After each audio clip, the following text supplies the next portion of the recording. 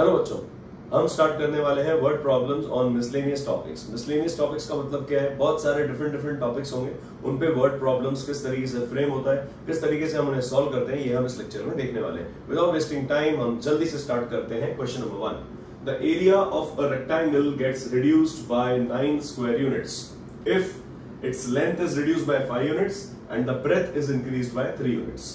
If we increase the length by 3 units and breadth by 2 units, the area is increased by 67 square units. Find the length and breadth of the rectangle. क्या कहना चाह रहा है? फिर से again point वही है कि हमें बार बार क्वेश्चन को रीड करना है छोटे छोटे पार्ट्स में ब्रेक करके। The area of a rectangle gets reduced by 9 square units if its length is reduced by 5 units and the breadth is increased by 3 units. Condition number 1. Condition number 1, ठीक है। इस तरीके से मार्किंग्स करना हमने पहले भी आपको सिखाया है। आपको सिर्फ क्वेश्चन में से डिफरेंट सिचुएशंस को मार्क करना आना चाहिए, राइट। नाउ बोल रहा है find the length and breadth of the rectangle. So solution में क्या करना है हमें? पहले तो डायग्राम बना लेंगे एक रेक्टेंगल का, ठीक है। उसकी लेंथ हमने लेट कर ली x और ब्रेथ लेट कर ली y। Let the length of rectangle equals to x and breadth is equals to y, ठीक है। अब स्क्वायर यूनिट्स की बात हो रही है, ना सेंटीमीटर की बात हो रही है, ना मीटर की बात हो रही है, तो हम भी जो x और y है वो सिंपल यूनिट्स में लिखेंगे, x units and y units, पहली बात। Now condition number 1, the area of a rectangle gets reduced. Area की बात हो रही है तो हम कह देंगे इट इंप्लाइज ओरिजिनल एरिया कितना है भैया रेक्टेंगल का? Original area equals to length into breadth, मतलब XY यूनिट्स। होगा कि नहीं होगा? सोच के देखेंगे। Yes sir, yes sir. Length into breadth होता है सर रेक्टेंगल का area, very easy. Now condition number 1, the area of a rectangle gets reduced by 9 square units if it's length is reduced by 5 and the breadth is increased by 3। मतलब क्या है? तो first condition में करना क्या है हमें? The area of a rectangle gets reduced by 9 square units if its length is reduced by 5. So new length first condition में हमारे पास जो new length होगा that will be length is reduced by 5 units, मतलब पहले x था length, अब हो जाएगा x minus 5। न्यू ब्रेथ क्या हो जाएगा? the breadth is increased by 3, मतलब y plus 3. it implies new area. New area will be equals to length into breadth. New length into new breadth मतलब x minus 5 into y plus 3. हमने area क्यों लिखा? Because it is length into breadth, ठीक है। इसमें confuse नहीं होना है। Now बोल क्या रहा? देखो कंडीशन पढ़ो। The area of a rectangle gets reduced by 9 square units if its length is reduced by 5 and breadth is increased by 3. अगर लेंथ ये हो जाती है, ब्रेथ ये हो जाता है, जो नया एरिया आ रहा है that is 9 square units less, so this is equals to original area minus 9। That is हम लिख देंगे जो न्यू एरिया है that is equals to original area minus 9, है कि नहीं है? इट इंप्लाइज न्यू एरिया क्या है? पुट कर देंगे x minus 5 into y plus 3 equals to original area क्या था? xy minus 9। बच्चों डायरेक्टली भी मैं लिख सकता था, लेकिन आपको थ्योरेटिकल वे में लिख के बताना पड़ेगा एग्जाम में। हम डायरेक्ट भी लिख सकते हैं, ऐसा कुछ नहीं है। नाउ कंडीशन को हम फिर से वेरीफाई करेंगे। The area of a triangle gets reduced by 9, मतलब xy माइनस 9 हो जाएगा। कब? When the length is reduced by 5, x minus 5 and the breadth is increased by 3, मतलब y प्लस 3, ठीक है। इसको सॉल्व कर लेंगे। नाउ x को पकड़ेंगे, y प्लस 3 से मल्टीप्लाई कर देंगे, फिर माइनस 5 को लेंगे और y प्लस 3 से मल्टीप्लाई कर देंगे। तो x into y plus 3 minus 5 into y plus 3 equals to xy minus 9। It implies क्या करेंगे बताओ? इट इंप्लाइज फटाफट से इसके ब्रैकेट्स ओपन कर दो। xy, x को 3 से किया तो 3x minus 5y minus 15 equal to xy minus 9। अब सर ये xy क्या लफड़ा है? xy कहां से आ गया? ध्यान से देखो, इधर भी xy है और इधर भी xy है क्या? लेफ्ट हैंड साइड और राइट हैंड साइड पे जो इक्वल क्वांटिटीज होंगी विद साइन, अगर उनका साइन भी सेम है, जैसे 8 और 8 कैंसिल हो जाएंगे, -8 और -8 भी कैंसिल हो जाएंगे। तो यहां पर क्या दिख रहा है हमें? सेम xy एंड xy, तो xy xy cancel, that means 3x minus 5y equals to, ये 15 उधर जाएगा, प्लस 15 माइनस 9, 15 में से 9 जाएगा, क्या बचेगा बच्चों? 6। सो एक इक्वेशन मुझे मिल चुकी है, 3x minus 5y equals to 6, equation number 1, right. Now second condition क्या बोल रहा है, देखो ध्यान से, if we increase the length by 3 units and breadth by 2 units, the area is increased by 67 square units. ये सेकंड कंडीशन खत्म। जो सेकंड सिचुएशन गिवन है बच्चों, ध्यान से देखेंगे, second condition,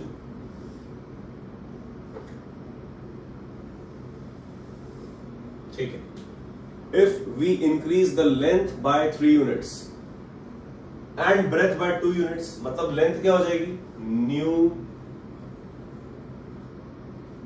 length equals to increase by 3 units, मतलब x plus 3, new breadth equals to 2 units, मतलब y प्लस 2। सोच के देखो, if we increase the length by 3 units मतलब x plus 3, if we increase the breadth by 2 units मतलब y plus 2, the area is increased by 67, मतलब original area में 67 add हो जाएगा।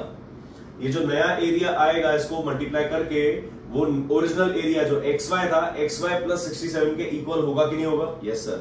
तो हम डायरेक्टली लिख सकते हैं, it implies x plus 3 into y plus 2 equals to xy plus 67। बच्चों समझ में आया क्या? कंफ्यूज नहीं होना। यहां पर मैंने डायरेक्ट क्यों लिखा, थोड़ी सी आपकी भी प्रैक्टिस होनी चाहिए डायरेक्ट लिखने की। ये हमने लिख के बता दिया एक बार कि इस तरीके से होता है।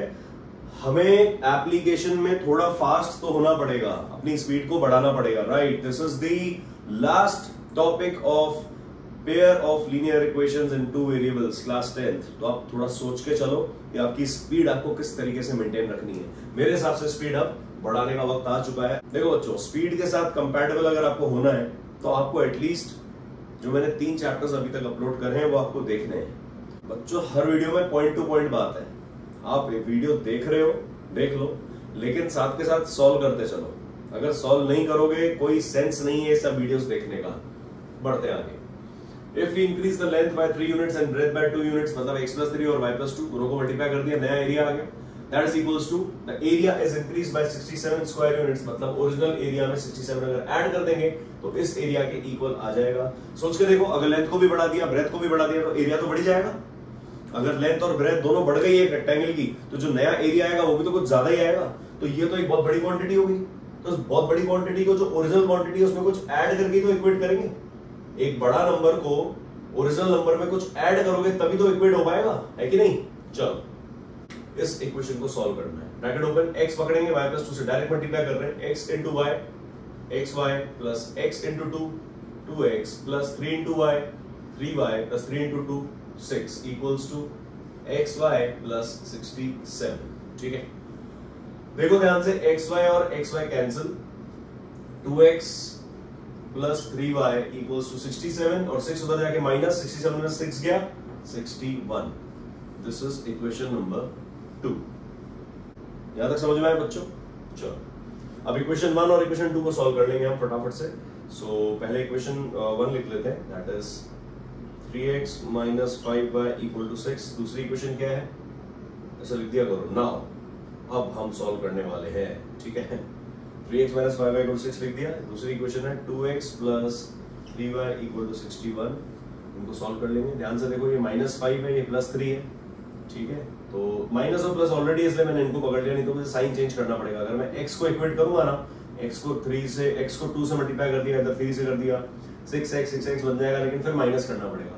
लेकिन यहाँ माइनस प्लस ऑलरेडी दिख रहा है, तो मैं क्या करूंगा, इस इक्वेशन को मैं 3 से मल्टीप्लाई कर दूंगा, इस इक्वेशन को मैं 5 से मल्टीप्लाई कर दूंगा। क्यों? क्योंकि 5 3 जा 15, 3 5 जा 15, 5 और 3 का एलसीएम 15 होता है।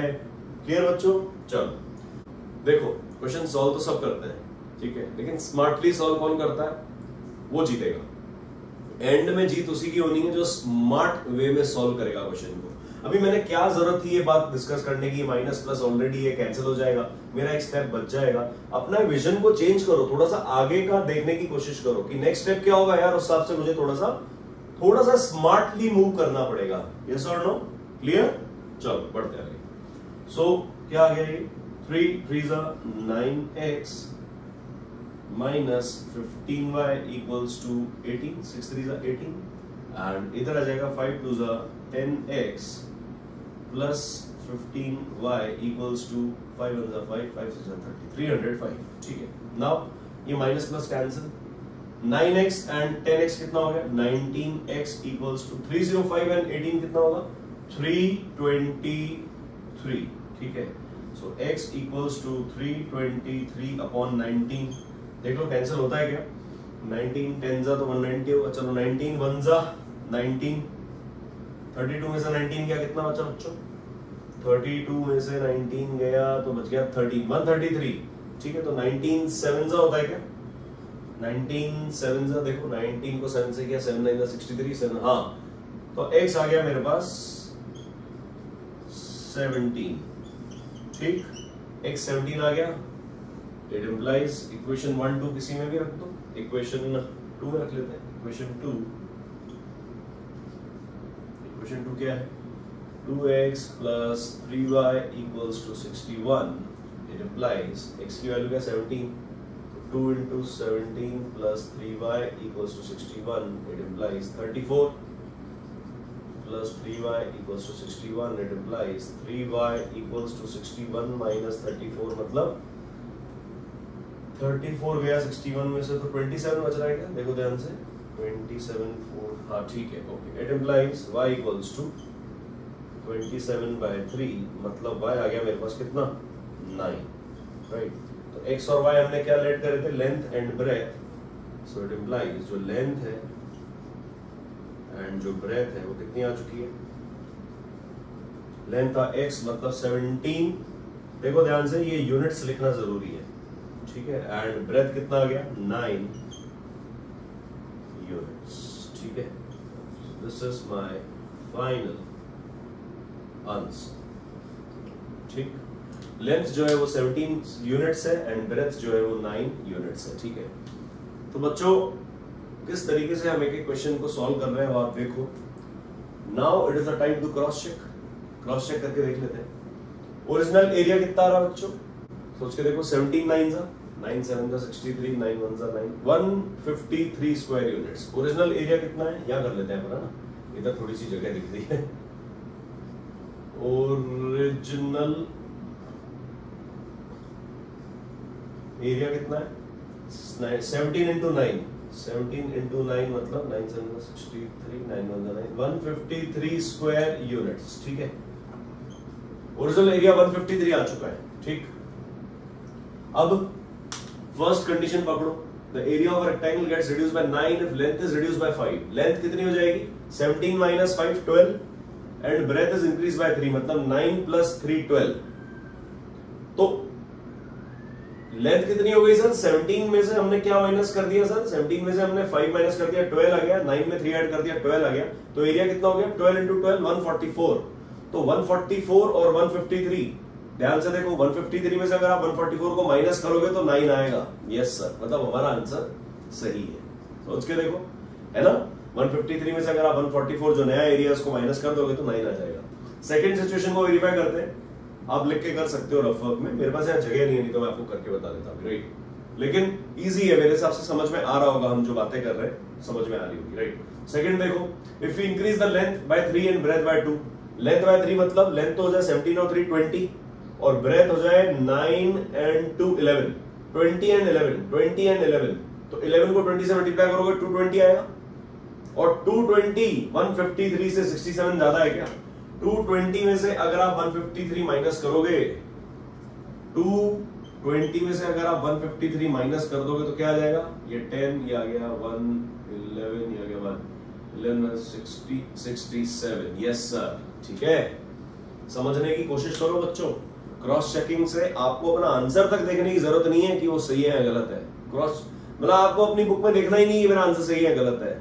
आप किस तरीके की प्रैक्टिस में आ जाओगे, जैसे आप बोर्ड एग्जाम्स में क्वेश्चन सॉल्व कर रहे हो और आप खुद इंडिपेंडेंट हो गए हो कि हाँ मैंने ये सॉल्व किया है और ये सही है। इससे अच्छी फीलिंग और क्या होगी, आप सोच के देखो। इससे ज्यादा कॉन्फिडेंस और क्या हो सकता है कि आप श्योर हो जाओ कि आपका आंसर सही है। सोचो अगले क्वेश्चन को आप किस तरीके से क्रैक करोगे, कैसा फोड़ दोगे इस क्वेश्चन को, है कि नहीं।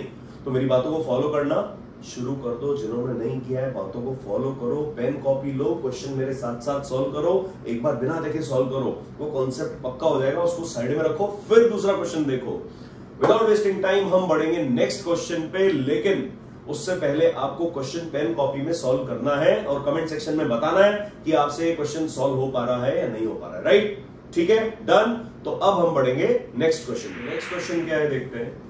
A man sold a chair and a table together for ₹1520, thereby making a profit of 25% on the chair and 10% on table.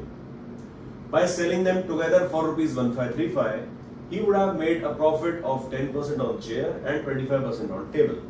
Find the cost price of each. मतलब क्या है, दो कंडीशन गिवन है, कौन कौन सी कंडीशन है? A man sold a chair and a table together for ₹1520, thereby making a profit of 25% on the chair and 10% on table. ये तो हो गई कंडीशन नंबर 1 एंड आगे जो लिखा है that is condition number 2। Right, यहां तक। चलो, तो फाइंड क्या करना है वो देखेंगे। Find the cost price of each. ठीक है, सॉल्यूशन स्टार्ट करते हैं। एक चेयर है, एक टेबल है, दोनों को एक साथ बेचा जा रहा है, तो टोटल वैल्यू कितनी है, सेलिंग प्राइस कितना है 1520 एंड अलग अलग प्रॉफिट है। चेयर पे 25% है और टेबल पे 10% है। ठीक है, तो हम लेट कर लेंगे, let cost price of chair, let cost price मतलब CP of chair is equals to ₹X and cost price CP of table equals to ₹Y। जो हमें फाइंड आउट करना है पहले हमें उसे लेट करना है। राइट, नाउ फर्स्ट कंडीशन क्या है? First condition, a man sold a chair and a table together.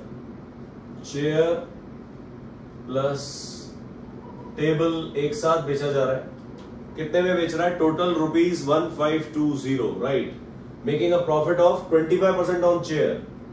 Profit कितना है सर? अलग अलग लिख देंगे। प्रॉफिट चेयर पे कितना है 25% एंड टेबल पे कितना है 10%। राइट, टोटल सेलिंग प्राइस कितना है ₹। इन दोनों को कंबाइन करके अगर किया जाएगा तो टोटल सेलिंग प्राइस जो होगा that will B total selling price SP। Selling price is ₹1520। यहां तक कोई डाउट नहीं होना चाहिए। सो सेलिंग प्राइस का फॉर्मूला क्या होता है? सबने पढ़ा होगा क्लास 8th में। क्लास 8th का किसको याद है? देखा, क्लास 10th बोर्ड्स में 8th 9th 10th, in fact 7th 8th 9th 10th कुछ भी आ सकता है।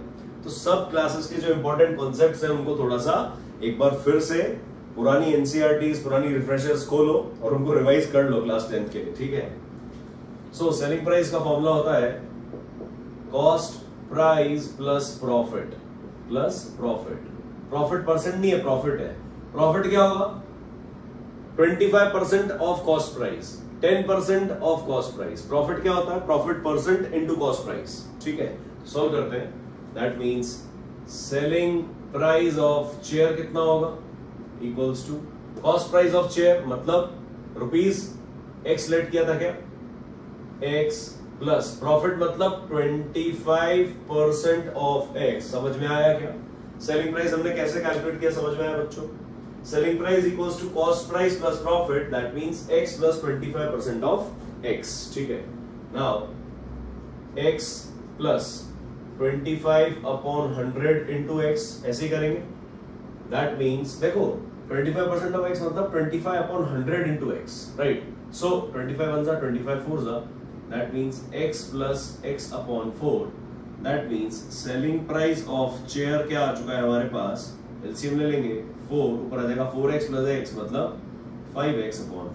ठीक है, सिमिलरली हमें कैलकुलेट करना है selling price of table. First case की बात हो रही है अभी तो, ये है ना। सेलिंग प्राइस ऑफ टेबल क्या होगा? Cost price plus profit. Cost price कितना है? y प्लस प्रॉफिट कितना हो जाएगा? 10% ऑफ y। होगा कि नहीं होगा? सेम जैसे ऊपर किया हमने, cost price plus profit, y plus 10% of y। That means y plus 10 upon 100 into y, ये कैंसिल y अपॉन 10, एलसीएम ले लेंगे 10, ऊपर आ जाएगा 10y प्लस y मतलब 11y।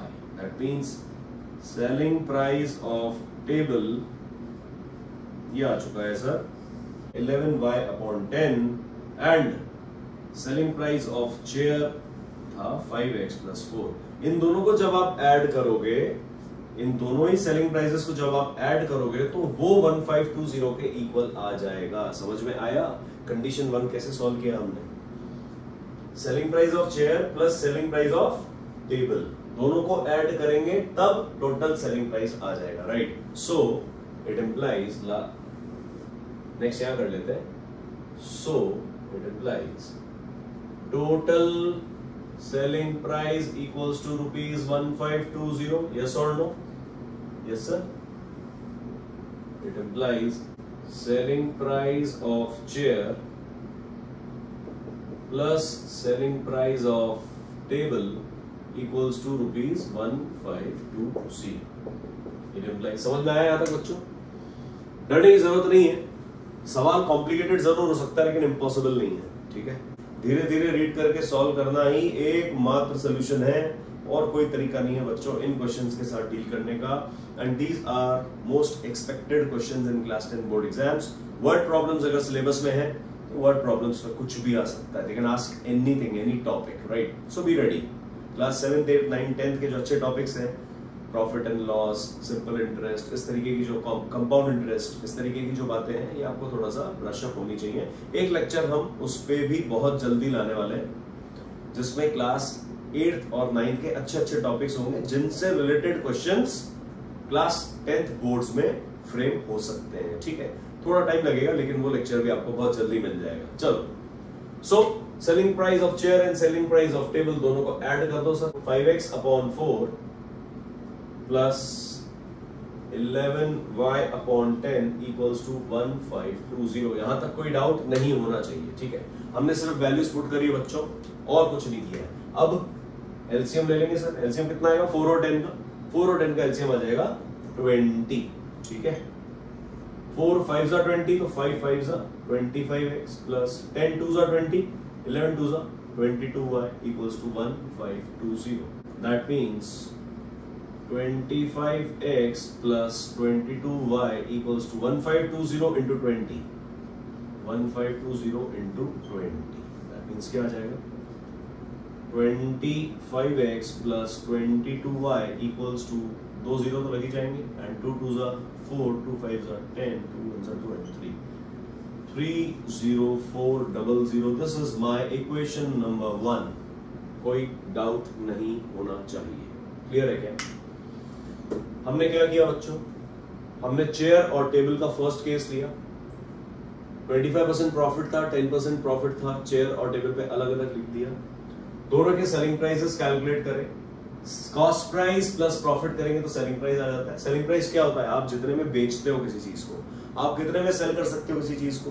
जैसे कोई चीज आपको 10 रुपीज की पड़ रही है, 2 रुपए आपका प्रॉफिट है, तो 10 प्लस 2 करोगे तभी तो 12 रुपीज आएगा। सोच के देखो, कॉस्ट प्राइस प्लस प्रॉफिट अगर होगा तभी तो मिला के सेलिंग प्राइस आएगा, आएगा कि नहीं आएगा? दैट मीन्स हमें कॉस्ट प्राइस में प्रॉफिट ऐड करना है। प्रॉफिट कितना था? 25% था, तो 25% ऑफ कॉस्ट प्राइस कर देंगे। जितने में हमने खरीदा है उस पर कुछ परसेंटेज कैलकुलेट करेंगे, उसको हमने कॉस्ट प्राइस में ऐड करना है, तब जाके टोटल सेलिंग प्राइस आएगा, राइट? सो हमने सिंपल यही किया, कॉस्ट प्राइस प्लस प्रॉफिट, और हमारा एक जो था सेलिंग प्राइस ऑफ चेयर आ गया 5x प्लस 4। सिमिलरली हमारा सेलिंग प्राइस ऑफ टेबल आ गया 11/10। फिर हमने दोनों सेलिंग प्राइसेस को ऐड किया और 1520 के इक्वेट किया। तो इस तरीके से हमें फर्स्ट इक्वेशन मिली 25x plus 22y equals to 30400। Now similarly इसी तरीके से हम सिचुएशन 2 को सॉल्व करेंगे और इक्वेशन 2 मिलेगी। दोनों इक्वेशंस को सॉल्व करेंगे, हमारा आंसर आ जाएगा। देखते हैं आगे कैसे करना है। और जो फर्स्ट कंडीशन हमने जिस तरीके से सॉल्व किया उसी तरीके से हमें सेकंड कंडीशन को भी सॉल्व करना है। देखते कैसे। By selling them together for ₹1535, he would have made a profit of 10% on chair and 25% on table. मतलब क्या है? सेकंड कंडीशन उसी तरीके से लिखना है बच्चों, हमें सब कुछ, एवरीथिंग, सब कुछ हमें सेम उसी तरीके से लिखना है। देखो कैसे करना है। कॉस्ट प्राइस कितना था? X, चेयर का एंड टेबल का y। तो पहले लिख देते हैं यहाँ पर चेयर, सेम जैसे हमने वहां किया था, चेयर और यहाँ टेबल। ओके चलो सर, सेकंड कंडीशन में क्या कह रहा है, टोटल एसपी कितना है, total selling price equals to ₹1535। ठीक है, टोटल सेलिंग प्राइस में क्या आएगा, selling price of chair plus selling price of table. Right, now chair पे प्रॉफिट कितना है, 10% ऑन चेयर, सो प्रॉफिट कितना है सर चेयर पे 10% एंड टेबल पे कितना है 25%। राइट, तो हमें करना क्या है, हमें सेलिंग प्राइस कैलकुलेट करना है। सो हम लिख देंगे भैया selling price of chair is equals to cost price plus profit. That means cost price कितना है x प्लस प्रॉफिट कितना हो जाएगा 10% of x, that means x plus 10 upon 100x, दैट मींस ये कैंसिल, एलसीएम आ गया 10, ऊपर आ जाएगा 10 प्लस 1 मतलब 11x अपॉन 10। तो सेलिंग प्राइस ऑफ चेयर मुझे मिल गया कितना 11x अपॉन 10। यस और no. Now selling price of table, selling price of table again वही होगा cost price plus profit. Cost price कितना है y प्लस प्रॉफिट कितना है 25% ऑफ y। यस और no, that means y plus 25 upon 100y, that means 25 on 25 4 y upon 4, LCM आ जाएगा 4, ऊपर आ जाएगा 4y plus y, that means 5y। तो सेलिंग प्राइस ऑफ टेबल आ चुका है 5y अपॉन 4। नाउ सिंपली हमें करना क्या है, दोनों ही सेलिंग प्राइसेस को हम ऐड कर देंगे और ऐड करके किसके इक्वल कर देंगे 1535 के। So it implies selling price of chair plus selling price of table is equals to 1535। That means selling price of chair कितना है 11x upon 10 plus selling price of table कितना है 5y upon 4 equals to 1535। Again LCM कितना आ जाएगा 4 और 10 का 20, 10 2 जा दैट मींस 22x आ जाएगा ऊपर, 11 को 2 से मल्टीप्लाई कर दिया तो नीचे 20 है, प्लस 4 5 जा तो 5 5 जा 25y आ जाएगा, 25y is equals to 1535। That means 22x plus 25y equals to 1535 into 20. Clear? That means 22x plus 25y equals to multiply कर देंगे इसको, एक 0 आ जाएगा, 2 5 are 10, 2 3 are 6 7, 2 5 are 10, 2 1 are 2 3, 30700। This is equation number 2. So equation 2 उठा करके हम यहाँ लिख देते हैं, इक्वेशन 2 क्या है हमारे लिए 22x plus 25y equals to 30700। तो ये बच्चों हमें मिल गई equation number 1 and equation number 2। Now in दोनों इक्वेशंस को सॉल्व करना है और हमें आंसर फाइंड आउट करना है। देखो बच्चों कितना लेंथी क्वेश्चन है ये, लेकिन अगर आप सिस्टमैटिकली सॉल्व करोगे ना, सिस्टमैटिकली आगे बढ़ोगे धीरे धीरे, तो कोई चीज डिफिकल्ट नहीं है। ठीक है, कोई चीज डिफिकल्ट नहीं है। हमने क्या किया, selling price of chair and selling price of table find out किया, दोनों को ऐड किया, ऐड करके 1535 के इक्वेट कर दिया, इक्वेट करके हमें इक्वेशन नंबर 2 मिल चुकी है। नाउ अब हमें इक्वेशन सॉल्व करनी है। देखो ध्यान से, ये 25x प्लस 22y है, यहाँ पर 22x प्लस 25y है। इस तरीके की बात हम पहले डिस्कस कर चुके हैं in solving different type of linear equations, equations which are reducible to simpler linear equations, simple form of linear equations, ये हम बात कर चुके हैं। अब इस तरीके की इक्वेशन को सॉल्व करने के लिए क्या करेंगे, जब इधर x का कोएफिशिएंट 25 है वो इधर y का कोएफिशिएंट हो गया, और जो इधर y का कोएफिशिएंट 22 है वो इधर x का कोएफिशिएंट हो गया, तो हम दोनों इक्वेशंस को एक बार ऐड करेंगे और एक बार सब्ट्रैक्ट करेंगे। This is the system, add both the equations and subtract both the equations. दो अलग इक्वेशंस मिलेंगी, फिर उन इक्वेशंस को सॉल्व करेंगे और x और y की वैल्यू हमें मिल सकेगी। देखो बच्चों, हर टॉपिक इंपॉर्टेंट है, तो घबराना नहीं है और डरना नहीं है। ठीक है, तो विदाउट वेस्टिंग टाइम अब हम आगे बढ़ते हैं और इन इक्वेशंस को सॉल्व करते हैं। तो अब किस तरीके से इक्वेशंस को सॉल्व करना है, देखो दोनों इक्वेशंस को हमने लिख दिया, अब हमें एक बार ऐड करना है और एक बार सब्ट्रैक्ट करना है। देखो एडिंग बोथ द इक्वेशंस, हमें क्या करना है sir, adding both the equations, ये प्लस प्लस प्लस रहेगा, यहां पर हम करेंगे सब्ट्रैक्ट, यहाँ पे हम क्या करेंगे, सब्ट्रैक्ट, दैट मींस ये साइन हो जाएगा माइनस, ये भी हो जाएगा माइनस और ये भी हो जाएगा माइनस। सॉल्व करते हैं, ऐड करो 25 और 22 कितना होगा 47x प्लस 22 और 25 वही 47y इक्वल्स टू, इनको ऐड कर देंगे 0 0 7 4 11 ये 1 और ये 6 6 डबल 1 डबल 0। इट इंप्लाइज 47 इधर कॉमन ले लेते हैं, 47 ब्रैकेट में आ जाएगा x plus y equal to 6 1 1 0 0। 47 उधर जाके डिवाइड कर देंगे, so x plus y is equals to 6 1 1 double 0 upon 47। 47 से डिवाइड ये 110% होगा, एक अच्छा सा नंबर आ जाएगा। 47 ध्यान रखो 10 सा करेंगे तो 470 होता है, ठीक है। तो 47 को हम कौन से नंबर 7 को कौन से नंबर से मल्टीप्लाई करें जो लास्ट में 1 आ जाए, ट्रिक समझो। 7 को कौन से नंबर से मल्टीप्लाई करें जो लास्ट में 1 आ जाए, 7 3 21 होता है, ठीक है। तो 47 को 13 से करके देख लेते हैं, 47 इंटू 13 क्यों किया ऐसा हमने, क्योंकि 7 3 21 होता है, लास्ट में 1 आता है। सो 13 7 91, 13 4 52 एंड 9, ये तो फर्स्ट शॉट में हमारा आंसर आ गया, ठीक है। तो 47 13 और 0 0 as it is, that means x plus y आ गया मेरे पास 1300। कोई डाउट नहीं होगा, equation number, now this is my new equation number 1, right, ठीक है। नाउ इन दोनों इक्वेशन को सब्ट्रैक्ट करेंगे, 25 में से 22 गया 3x, 22 में से 25 गया माइनस साइन बढ़ा तो y का आएगा minus 3y equals to 30400 minus 30700। सोचो 700 में से 400 जाएगा, 700 में से 400 गया तो कितना बचा 300, मतलब माइनस 300, क्यों, क्योंकि माइनस बढ़ा है, राइट। पूरी इक्वेशन को 3 से डिवाइड कर देंगे तो x minus y equals to minus 100। This is equation number 2, clear.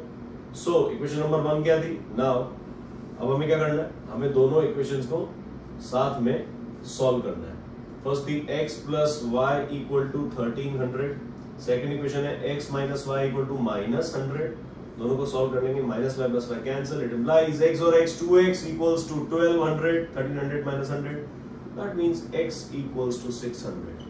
x equal to 600 उठा करके इस इक्वेशन में पुट कर देते हैं, it implies 600 plus y equal to 1300, it implies y equals to 1300 minus 600 मतलब 700। x आ चुका है 600 और y आ गया 700। it implies cost price of chair and cost price of table are what? chair का जो cost price है that is rupees 600 and table का जो कॉस्ट प्राइस है दैट इज रुपीज 700। इस तरीके से मैनरफुल वे में आंसर लिखोगे तो आपको पूरे नंबर लेने से कोई नहीं रोक सकता। ये क्वेश्चन अब तक का सबसे लेंथी क्वेश्चन है। Pair of linear equations in two variables combined with class 8th concept, that is how to find selling price and cost price of any quantity on basis of given data।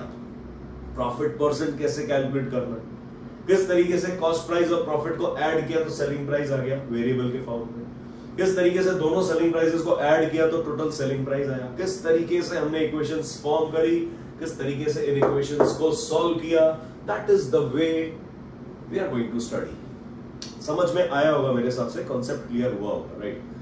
आपको क्या करना है बच्चों, video pause करो, next question पे बाद में जाना, पहले वीडियो पॉज करो and solve this question by yourself. आप खुद सॉल्व करो, खुद से सॉल्व करो, क्वेश्चन खुद बना पा रहे हो या नहीं बना पा रहे हो, आपको खुद को कॉन्फिडेंस मिल रहा है या नहीं मिल रहा है, that is important, that is very very important, right. So यहां तक क्वेश्चन आपको समझ में आ गया होगा, ठीक है। क्रॉस चेकिंग आप कर सकते हो, आपको क्या करना है, सिंपली 25% ऑन चेयर, मतलब इसका 25% निकाल दो और 10% निकाल लो इसका, दोनों को ऐड करो, देखो 1520 आ रहा है कि नहीं आ रहा है। फटाफट से एक कंडीशन को हम क्रॉस चेक कर लेंगे विदाउट वेस्टिंग टाइम। इसका सेलिंग प्राइस 600 है तो 600 प्लस पहले कितना परसेंट हो रहा था, 25% ऑन चेयर, मतलब 25 अपॉन 100 इंटू 600, ठीक है।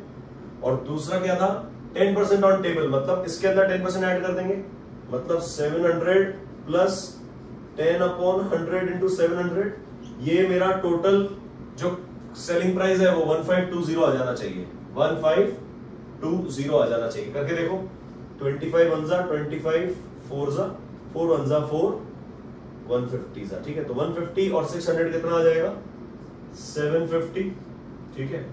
एंड ये 2 0 से 2 0 कैंसिल, 7 into 10 70 मतलब 770। इनको जब हम ऐड करेंगे देखो क्या आ रहा है, 0 0 7 and 5 12 7 7 14 and 1 5 1520। That means yes sir, हमारा आंसर सही है। इतने कॉम्प्लिकेटेड क्वेश्चंस में भी हम आंसर नहीं देखेंगे क्योंकि हमने क्रॉस चेक कर लिया, ठीक है। आंसर देख लेंगे अपने सेटिस्फेक्शन के लिए, लेकिन क्रॉस चेक करने से एक अलग ही फीलिंग आती है बच्चों, एक अलग कॉन्फिडेंस लेवल आ जाएगा आपका, आप करके देखो, right. So I guess video आपको अच्छा लगा होगा, किस तरीके से हमने सॉल्व किया, क्या कुछ इसके अंदर सीखा, कुछ कॉन्फिडेंस अगर मिला हो, कुछ पॉजिटिव वाइब आपको आ रही हो, तो फटाक से चैनल को सब्सक्राइब करो and press the bell icon. So without wasting time हम बढ़ते हैं नेक्स्ट क्वेश्चन की तरफ। Find the 4 angles of a cyclic quadrilateral ABCD in which angle A equals to 2x minus 1 degree, angle B equals to y plus 5 degree, angle C equals to 2y plus 15 degrees and angle D equals to 4x minus 7 degrees। करना क्या है बच्चों, छोटा सा concept है cyclic quadrilateral. What is a cyclic quadrilateral, solve करते हैं। Cyclic quadrilateral होता क्या है, देखो बच्चों एक सर्कल है, this is a circle right, उसमें कोई साइक्लिक क्वाड्रिलेटरल ड्रॉ करो। जो क्वाड्रिलेटरल के सारे वर्टिसेस सर्कल पे लाई करेंगे that will be called as a cyclic quadrilateral.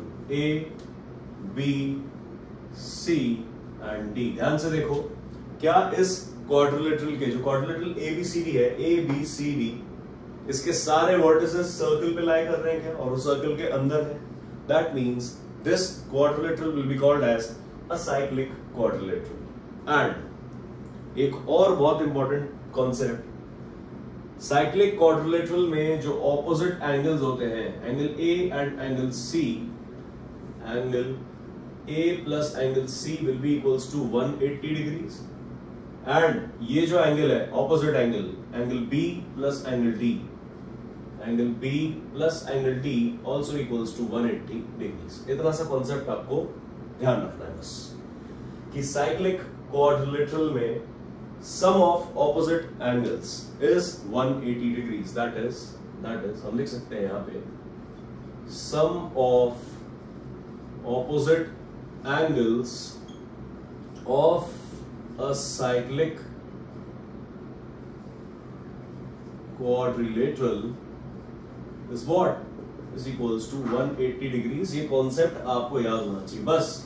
अगर ये कॉन्सेप्ट आपको ध्यान है तो ये सवाल खत्म है, फिनिश। अगर ये कॉन्सेप्ट आपको याद नहीं है तब ये सवाल सॉल्व करना इम्पॉसिबल है। चलो स्टार्ट करते हैं। सो एंगल A क्या है, मार्क कर देते हैं डायग्राम में। डायग्राम में सब कुछ मार्क करना जरूरी है। एंगल A 2x minus 1 है, this is 2x minus 1 degrees. Angle B क्या है, y plus 5, यहां लिख देंगे y plus 5 degrees. Angle C क्या है, 2y plus 15, 2y plus 15 डिग्रीज। एंड एंगल D कितना है, angle D 4x minus 7, this is 4x minus 7 degrees.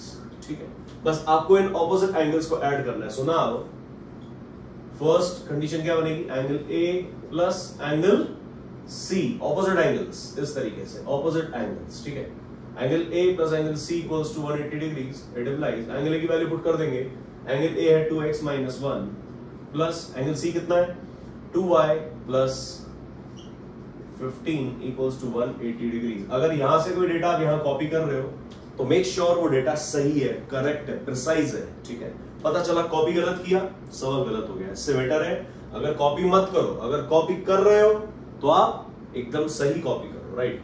So this is equals to 2x plus 2y यार देंगे, 2x plus 2y minus 1 plus 15 कितना होगा, minus 1 plus 15 plus 14 equals to 180।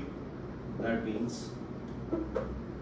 2x plus 2y equals to 180 minus 14. That means 2x plus 2y आ गया मेरे पास, 180 में से 14 गया 166। पूरी इक्वेशन को डिवाइड कर देंगे किससे, डिवाइड बाय 2। ठीक है, 2 कॉमन है, ये आ गया x plus y equals to 83। So this is my equation number 1. Now next angle, कौन से दो एंगल्स होंगे बोलो? Angle B plus angle D, angle B plus angle D equals to 180 degree, opposite angles, right? इस तरीके से एक ये एंगल और एक ये angle, okay? Angle B plus angle D. So angle B कितना है sir? y plus 5 plus angle D कितना है? 4x माइनस 7 इक्वल टू हो जाएगा 180. नाउ वैल्यू हमने सही लिखी है, चेक करेंगे. एंगल B कितना था? y प्लस 5, y प्लस 5 सही है. एंगल D कितना था? 4x माइनस 7, 4x माइनस 7 सही है. Now 4x plus y, 4x plus y, 5 minus 7 कितना हो जाएगा? Minus 2 equals to 180. It implies 4x plus y equals to 180 और 2 ऐड हो जाएंगे 182. यही होगा क्या? सोच के देखो. Right, so this is my equation number 2. अब इन दोनों इक्वेशंस को सॉल्व करना है, वेरी इजी. हम लिख देंगे, पहले इक्वेशन लिख दो, 4x plus y equals to 182. दूसरी इक्वेशन है x plus y equals to 83. Subtract कर दो, माइनस माइनस माइनस, ये कैंसिल. 4x माइनस x ये हो गया 3x इक्वल्स टू 182 माइनस 83, ये आ जाएगा 99. मैंने इतना जल्दी कैसे लिख दिया? मैंने सोचा अगर 82 होता तो 100 बचता, लेकिन एक और माइनस करना है तो 100 में से एक और माइनस कर दिया, 99 आ गया. आप ऐसे सब्ट्रैक्ट भी कर सकते हो, ठीक है? सो x आ जाएगा 99 अपॉन 3 मतलब 33. x 33 आ गया. जब x 33 आ चुका है तो मुझे अब 33 पुट करना है x प्लस y में. सो यहां कर देते हैं. So x plus y equal to कितना है? 83. इट इम्प्लाइज x की वैल्यू आ गई 33 plus y equals to 83. It implies y equals to 83 minus 33 मतलब 50. ठीक है, x आ गया मेरे पास 33 एंड y आ गया 50. समझ में आ रहा है? इजी है. अब हमें क्या करना है बच्चों? हमें सिर्फ x और y की वैल्यूज इनमें पुट करनी है सब में, और आंसर आ जाएगा एंगल ABCD के फॉर्म में, राइट? सो एक एक करके फाइंड आउट कर लेंगे. Angle A equals to 2x minus 1 मतलब 2 इंटू 33 माइनस 1 मतलब 66 माइनस 1 मतलब एंगल A आ गया 65 डिग्रीज. क्लियर है क्या?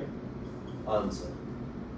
Angle B equals to y plus 5 मतलब y प्लस 5 मतलब y कितना है? 50. 50 प्लस 5 मतलब एंगल B आ गया 55 degrees. Okay.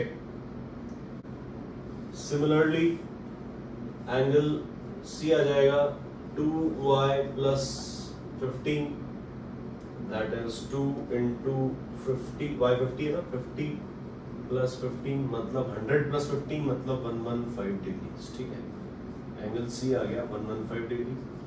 Angle D equals to 4x minus 7 मतलब 4 इंटू 33 माइनस 7. 4 इंटू 33 कितना होगा? 4 3 12, 4 3 12, 132 माइनस 7 मतलब एंगल D आ चुका है मेरे पास 125 डिग्रीज. ठीक है, ये मेरे आंसर्स हो गए. चारों को आप एक साथ लिख सकते हो, angle A, angle B, angle C, angle D. Now cross check कैसे करेंगे? एंगल A और एंगल C 180 है क्या? एंगल B और एंगल D 180 है क्या? बस हमारा आंसर क्रॉस चेक हो जाएगा. बस इसके बाद हमारा सवाल खत्म, फिनिश. एंगल A 65 है, इसमें C ऐड करो 115, 115 और 65 180 होता है. यस सर, सही है. एंगल B और एंगल D ऐड करके देखो 55 और 125 दोनों को ऐड करेंगे 180 डिग्रीज आ जाएगा. दैट मींस हमारा आंसर सही है. सो आई गेस बच्चों आपको ये कॉन्सेप्ट समझ में आया होगा. This is it. Miscellaneous word problems हम यहाँ पे ओवर करेंगे and this is the ending of our very beautiful chapter pair of linear equations in 2 variables. ठीक है, आई गेस आपको अच्छा लगा होगा. काफी लेंथी हो गया चैप्टर. हमने कोशिश करी है एक एक टॉपिक कवर करने की. बिलीव मी बच्चों, एक भी टॉपिक मेरे हिसाब से तो मुझे नहीं लगता कुछ मिस हुआ है. फिर भी अगर आपको कुछ लग रहा है, कोई टॉपिक आपको लग रहा है कि सर एक कोई क्वेश्चन हमारा जो है हमसे नहीं बन रहा है या कुछ तरीके की बात है जो आपसे नहीं हो पा रहा है, नहीं सॉल्व कर पा रहे हो, कमेंट सेक्शन में आप मुझे बताओ. I will try to solve that. Right. So अब आपको करना क्या है सर? इतना बड़ा वीडियो हमने देखा है, टाइम हमारा इतना लगा है इसमें, तो अब हमें करना क्या है? आपने बच्चों जो भी नोट्स बनाए हैं ना, उन नोट्स को आप एक बार फटाफट से रिवाइज करो अच्छे से गो थ्रू करो एंड मार्क योर वीकनेसेस। आप अपनी वीकनेस मार्क करो कि मुझे इस टॉपिक में थोड़ा सा डाउट था, मुझे फिर से समझना है, फिर से वीडियो देखना है और फिर से सॉल्व करना है, राइट। ये आपका सिस्टम रहेगा पढ़ने का, ठीक है। सो नेक्स्ट चैप्टर पे बढ़ने से पहले, जो नेक्स्ट चैप्टर हम स्टार्ट करने वाले हैं, वहां पहुंचने से पहले आपका काम है कि आप इस चैप्टर को पूरा थॉरोली रिवाइज कर लो, एक एक कॉन्सेप्ट पढ़ लो। जो वन शॉट वीडियोस हमने आपको दिए हैं, one shot part 1, one shot part 2, वो आप कंप्लीट देखो। आफ्टर दैट आपका कॉन्फिडेंस लेवल भी अलग होगा, आपका सोचने का तरीका भी कुछ डिफरेंट हो जाएगा, राइट। कॉन्सेप्ट्स को आप समझने लगोगे बच्चों। डायरेक्ट कैलकुलेशंस हम कैसे कर रहे हैं, क्या कर रहे हैं, किस स्टेप से डायरेक्टली हम 2 स्टेप स्किप करके 3rd स्टेप पे आ रहे हैं, ये सब छोटी छोटी बातें आपको सीखने को मिलेंगी। एंड अगर आपको वीडियो अच्छा लगा, कॉन्सेप्ट देख के मजा आया, कुछ कॉन्फिडेंस मिला है, कुछ लग रहा है पॉजिटिव वाइब है, तो फटाक से चैनल को सब्सक्राइब कर दो and do press the bell icon, क्योंकि बेल आइकन दबाने से ही आपको पता पड़ेगा कि जय सर ने कोई ना कोई वीडियो अपलोड किया है जो डेफिनेटली आपकी हेल्प करने वाला है। नॉक नॉक, मजा आ रहा होगा पढ़ने में, right. So thank you so much बच्चों, बस वेट करो, stay tuned for the next chapter. Thank you.